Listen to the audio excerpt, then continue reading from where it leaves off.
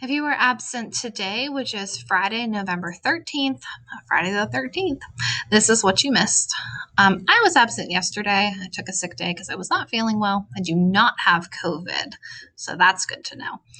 But here is what we did today. So I was a little bit confused as well because I wasn't sure how far everybody got. So we started off with our vocab words. We finished the vocab list.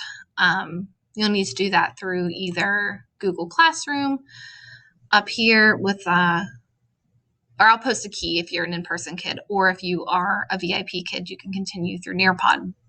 I'll post a key at the end of the day for my in-class kids. So I also posted in the Quizlet class link, I posted a link for lesson 5, so you can practice on Quizlet.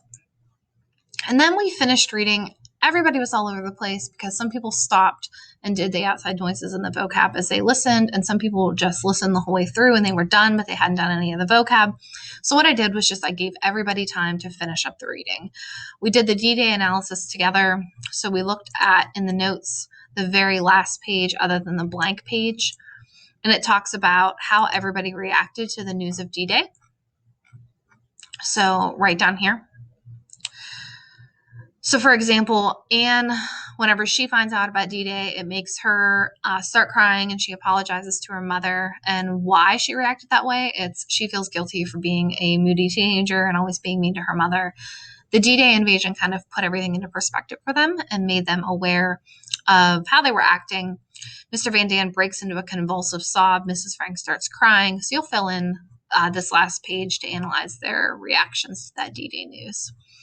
I set the due date for the entire notes packet for Sunday night at midnight. So you can continue to work on it, and then that'll give you the weekend if you need to finish anything up in there. And the whole thing is due Sunday night at midnight. After that, anybody who was finished early, they could work on Quizlet. They could continue to research using those Holocaust Done Early materials. So I just kind of allowed for some free research. And then we talked a little bit about next week. So, we went over expectations today in homeroom about what would happen if we do close next week. If you are my Block A kid, you are going to take your attendance up here in this daily attendance form. If you are not a Block A kid, that is not expected for you. You will take attendance in whatever class is your first period class, and they'll have a form exactly like this up in their classroom form. We will meet, if we are closed next week, Mr. Stymek sent out this schedule, and it says that our core classes next week are meeting on Monday, Wednesday, and Friday. So if we are closed next week, we will meet those days on Google Meet to do activities together.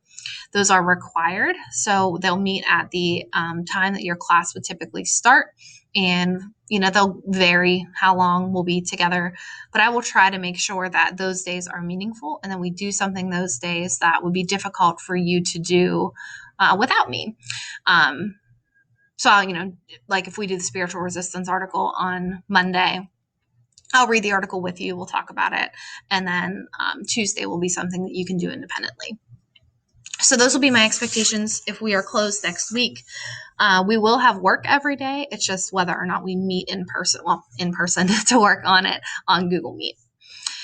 Still building for next week, so this will grow and change as Mrs. Bezork and I figure out what it is that we are doing next week once they make the call, whether or not we are open or closed. If you have any questions, shoot me an email, send me a private comment, use my comment form. It's important that we communicate right now so that I know where you're at. If you have any questions, that is how you earn the benefit of the doubt, is by telling me what's going on and asking me questions. I hope you have a great weekend. Please stay safe. The COVID numbers in Butler County are terrifying. Stay away from people, wear your masks, sanitize, social distance, all of those things that are important to keep us all safe and healthy. Have a good weekend.